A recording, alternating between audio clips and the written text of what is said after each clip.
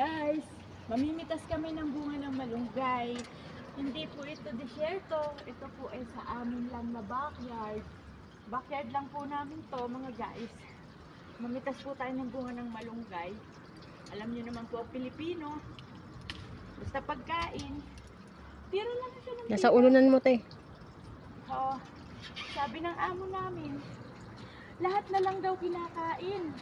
Eh, anong gagawin natin?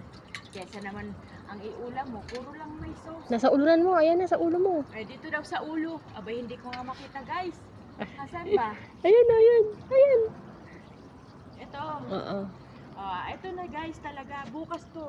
Ito ba? Kasi bukas, guys, meron kaming bisita. Ito, papaulam namin, guys.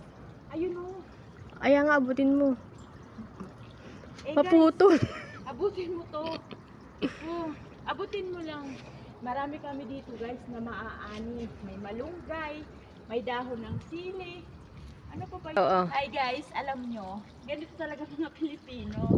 Maghanap ng wala. Buti na lang, kung inutusan ko yung amo ko bago ginawa tong bahay na to.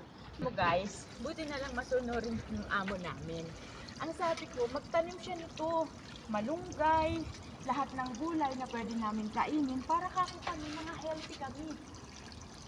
Buti na lang, sinunod ako. So ngayon, inaani na namin after 7 years. Eto na. Diyos ko, sa tagal ko, 7 years, 8 years na ginagawa to. So eto na yung bunga ng pag... Hawakan mo nga dyan, Raquel.